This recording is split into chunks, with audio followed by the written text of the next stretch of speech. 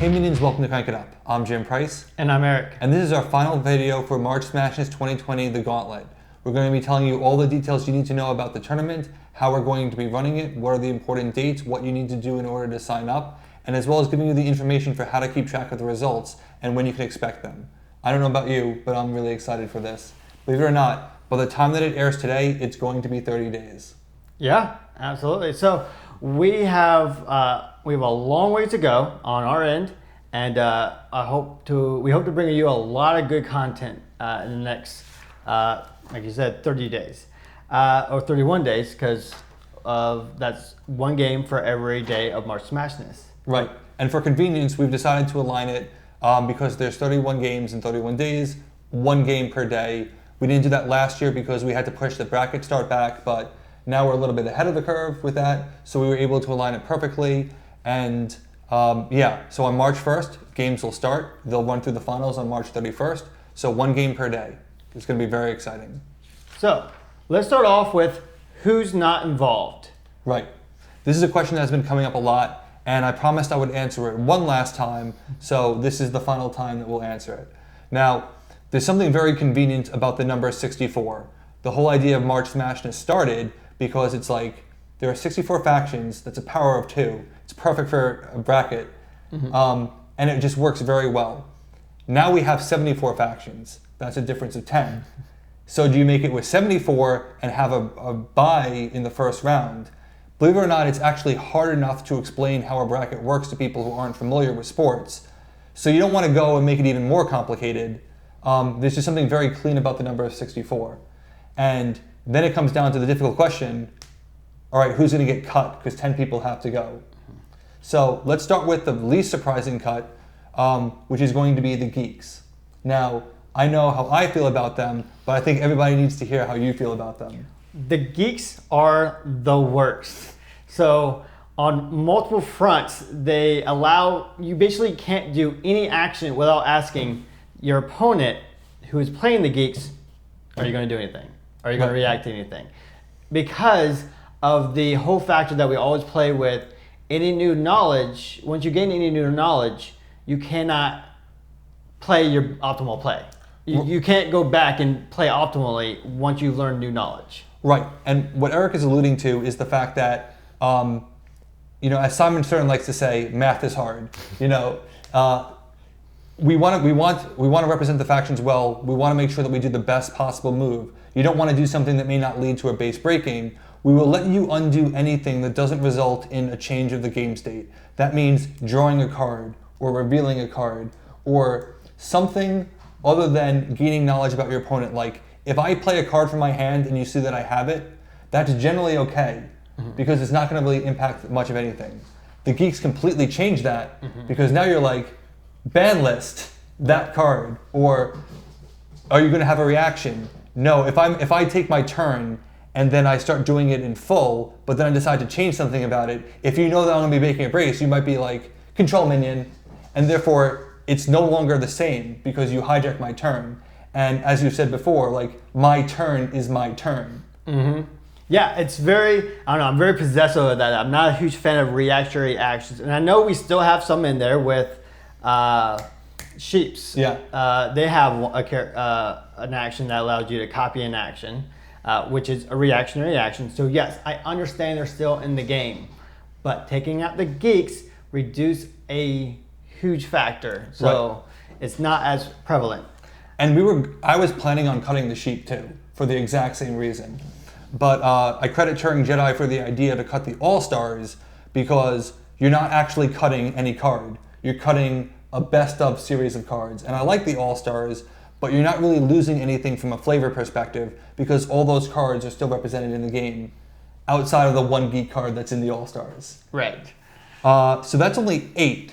So we had to get 8 more, and the unfortunate casualty was Munchkin.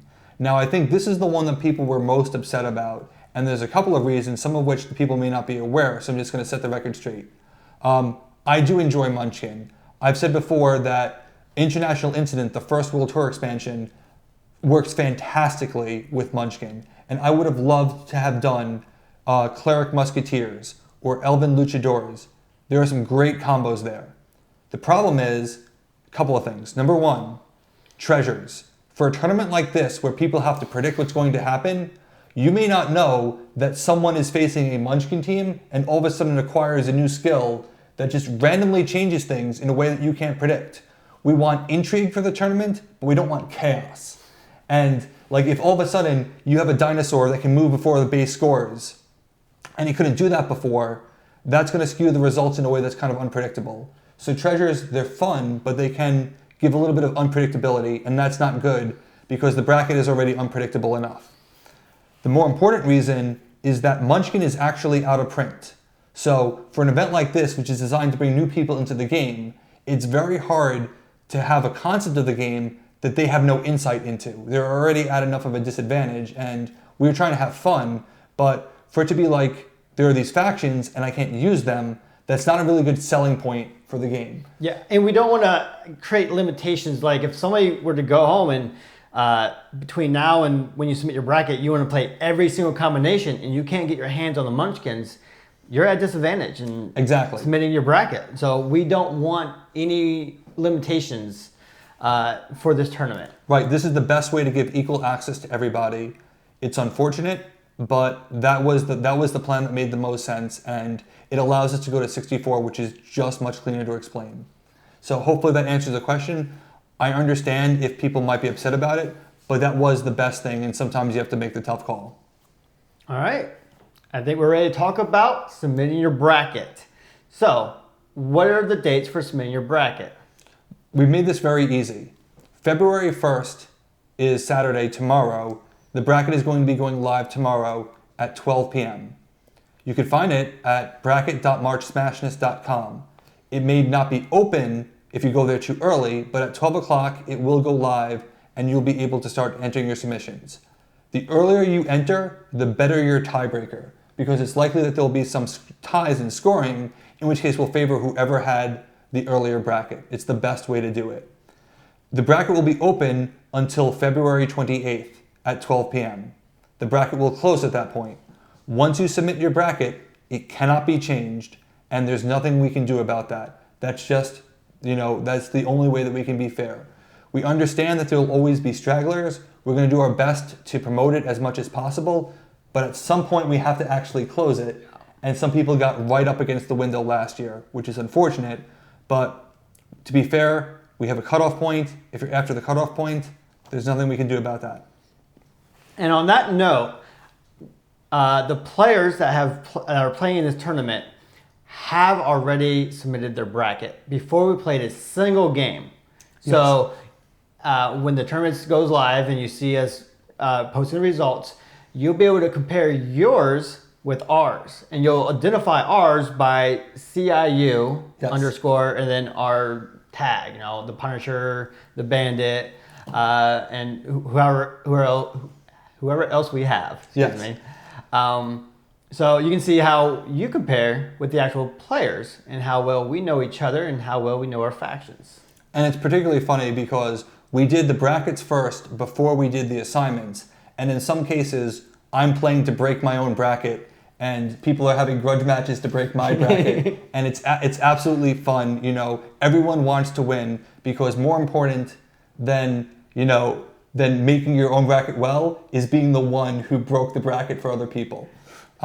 So that's going to be really fun and something I'm looking forward to. Can't stress this enough.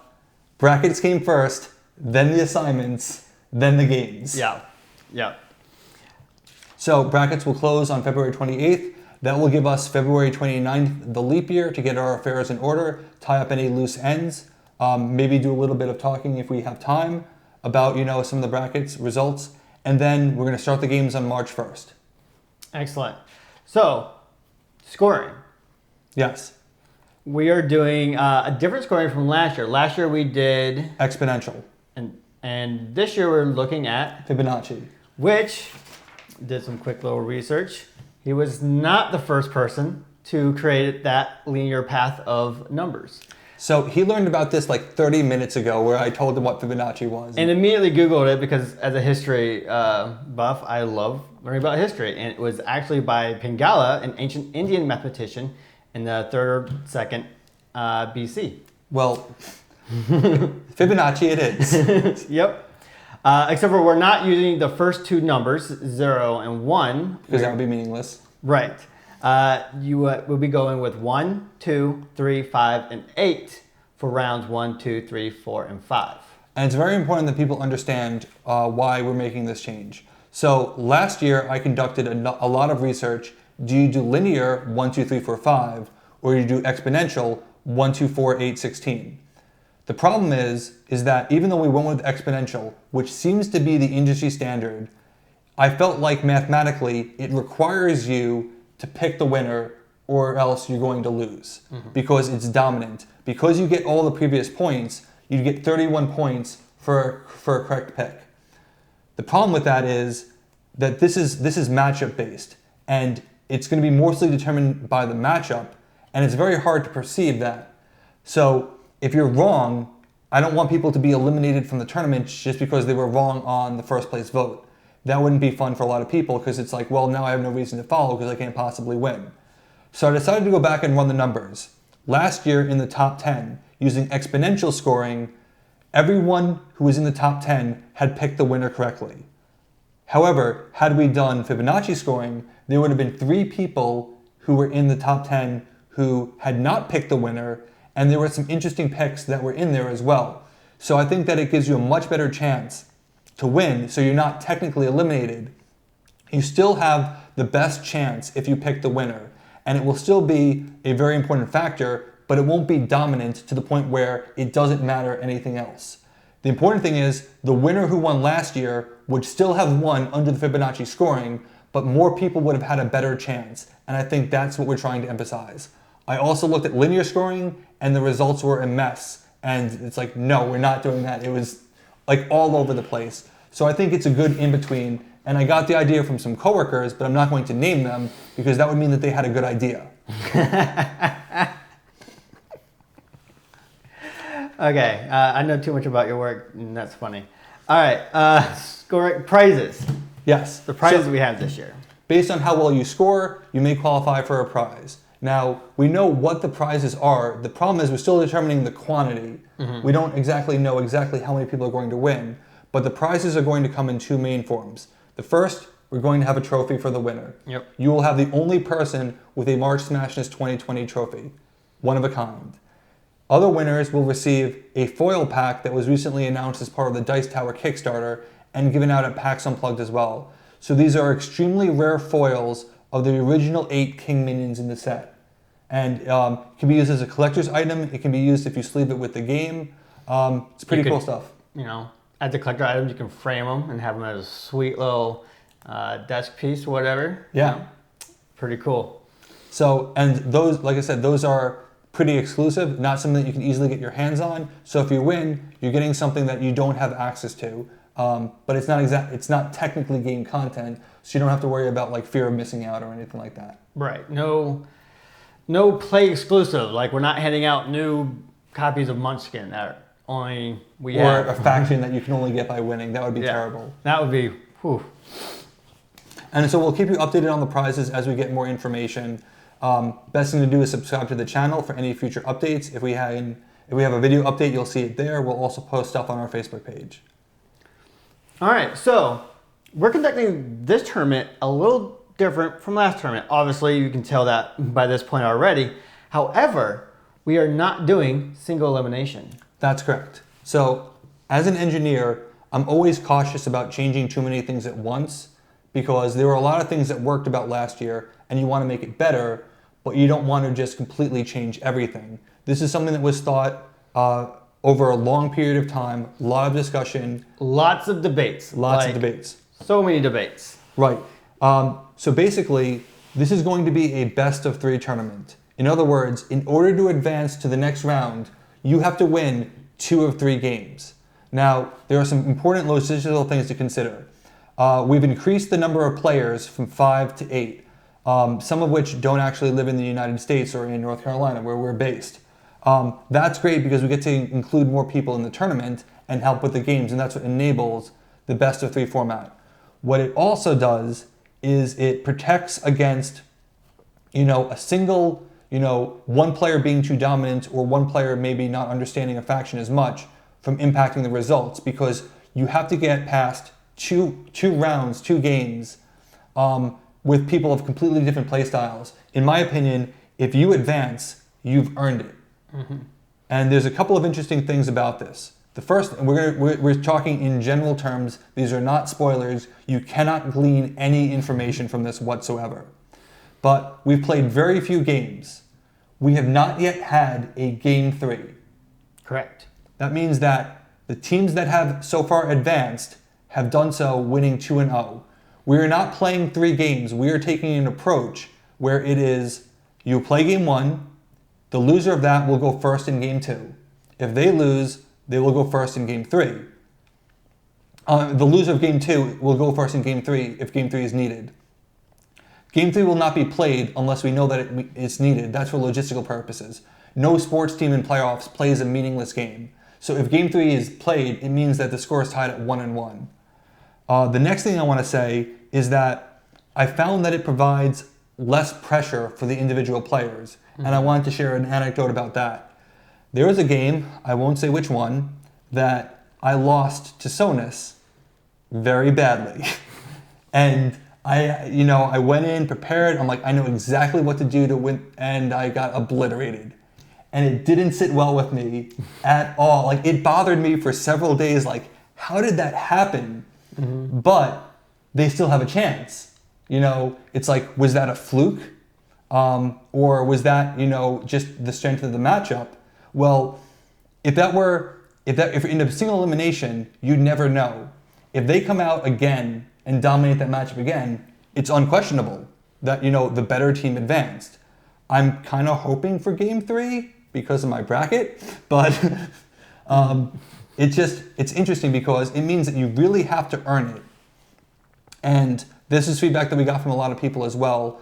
It means that it's not about who plays the matchup necessarily, because there are 2 teams that have to pilot a team. It means that we're going to have to figure out each round individually. We tried to come up with crazy mathematical plans where it's like the winners will advance, but there was no good way to do it, especially with the logistics of people in other countries. So the plan is do what's best for round 1, figure out what's best for round 2, and do that. Repeat. You can tell where we are in this stage by this conversation that we're still playing round 1 games as we're recording this. But it's not like we only have 30 days left. Right. Yeah. We should get on this. February is going to be pretty busy. Yeah. So it is going to be best of 3. We're going to be announcing the games one at a time. So there'll be a game that's revealed in the morning. There'll be a game that's revealed in the afternoon. And then if there's game 3, it'll be revealed at night. And an important note to say while he's talking about this, he and Smashness are not playing that second or even third game, correct? So it eliminates a lot of player variability. Right. What we've done is for round 1, we've actually locked down the team such that the same 2 people are playing each other in every game that they are. That way, it's not like, well, X versus A and B versus Y, and then B versus X. So it's the same 2 people are playing, and another set of 2 people are playing. And in the event of a game 3, the plan is to use a black box approach where I assign it to 2 random people, and I don't even know who's playing the matchup. So that way it's truly going to be random if it's going to be 3. So there's a group of people that I have waiting in the wings to handle the tiebreakers. I let them figure it out. That way I can't possibly influence the matchup at all. And I don't know how these people play. So it's literally going to be, scientifically random. Yep. So it's kind of cool because then, like you were saying earlier, it eliminates the pressure on the individual players, and, audience can't blame a single person for breaking their bracket. Right. If that were the only score that game that I got obliterated, I would feel like I let down a number of people. Mm-hmm. And these games are intense. There's an intensity that is just so great about this because the stakes are really high, and there's a lot of these matchups that you have to think about it from a best of 3 perspective. Can the underdog beat the favorite? Absolutely. Can they do it twice? I remember telling Turing Jedi with one matchup that I think that one of the major matches, I think that the underdog can beat the favorite, and I think they can do it 2 out of 3. But I don't have the guts to do it on my bracket. And so that's intrigue to me. So I think it's a good change because it allows for more confidence in the actual results. It takes the pressure off. It's fun, and it really makes you have to think. Okay, it's not just about what's going to happen. It's what's going to happen repeatedly. And I think the way we paired people off was as close as we can within our own groupings of player skill. So I'm playing with someone equal to pretty close to my skill. Jim's playing pretty close to his skill. I'll be honest, I am not nearly as good as Jim. I think one of the few games I won was in last year's tournament in that phenomenal disco kung fu fighting dinosaurs, and that was tense. And that was, like we said, influenced a lot by the treasures. Yes. Now we're going to take it round by round. It's going to come down to comfort. That's not a hard rule, but we paired people with who they were comfortable with. We found another group, and that way there are 2 independent results. And then if they disagree, it will go to a neutral third party for a tiebreaker. But we haven't needed it yet, and I think that's really good. Yeah. Hopefully we don't need it at all, because that would be a logistical nightmare. Okay, so where can people, so about the amount of videos that we're doing this year. Right. We're doing more than last year, but we unfortunately can't record every game. That's a little too much, because as you can tell, it's January, we got recorded in February, and it's only 29 days in February, and we're only in round 1, and we got a lot to do. Right. Now, we need to be clear about this because we've had to explain this multiple times last year. We have full-time jobs. We are volunteers. Not only that, we have families. You have a baby daughter or infant daughter. I have a cat. There's a lot of work that goes into videoing. It means that the team has to, get together at a time that we could all agree upon. It's amazing that we got the videos that we did last year because so much has to go logistically to make that happen. And even then, we had some fiascos last year right during recording. Do they know about the fact that the camera fell from the ceiling? I don't think so. Okay, so last year the camera fell from the ceiling. That actually happened. Right, so in my living room in my old apartment, we had, I had a ceiling mounted camera, which was where you got the top down view from. And I'm like connected the camera to it the moment there, and it just fell. And it caught it in my lap, and it was my nice DSLR camera. So I caught it in my lap, and I was in my hands. I'm like, oh, and like dust just went over the whole play area. And plaster, yeah. And these are the type of things that you never expect. That just the second you make a schedule, life happens, and it will mess it up. Now we want to get as many videos as possible, but if we do them too much in the beginning, it means that we're at risk for the matches that matter. So what we're saying is that we're trying to give as many videos as possible, but they will likely be more towards the back. As we get further into the tournament, the more certainty we have, and we can focus on the videos that matter. We can't give you both matches, both games of the same match, particularly because some of the matches are occurring in Germany, and Germany's expensive. I'd love to go there, but I just can't be there. Yeah. So we're going to do the best we can. That's going to be disappointing to some people, but there simply is no other way unless work grants my wish and finally fires me. So on that note, we are recording differently this year. We are not putting holes in my ceiling anymore in my new house, and we are not having plaster fall in the play area. We are recording in Tabletop Simulator. Correct. Now, the mod that we're using is our kind of homegrown self-developed mod. It's not the one that you can get online, and you cannot get it, unfortunately, at this time. I don't think we have any plans on releasing it either because of licensing and copyright. We have no plans of releasing the mod. It is for internal use only for Crank It Up. I do not own the legal rights to it, and I do not want that legal battle. So, but that was designed specifically to give a more consistent interface, to allow it for better things, to enable the possibility of remote recording, if we wanted to film some of the matches between people who live in different areas. And it's pretty good. Yeah, we've done a few already. They look really good. In fact, we recorded several games, and what we're planning on doing is we plan to at least release one game for round 1, one for round 2, a couple for round 3, all around 4, and all around 5, or of course the final game. So round 3 is where we're trying to still figure out how many games, and we're going to try to strategically pick games that are going to be super interesting. I'm really glad we videotaped that one game. We know what the round 1 video is going to be, and it's good that we were recording that day. Yep. So that's it for videos. You'll see them on the channel. We're going to be using the premiere feature of YouTube in order to let people know that a video is coming. Again, because we won't know necessarily at the time of this recording which games are going to end up being really good, because we don't know who's going to be playing in round 2. So subscribe to the channel, subscribe for notifications. When you see the premiere, you'll know that a game is coming. Excellent.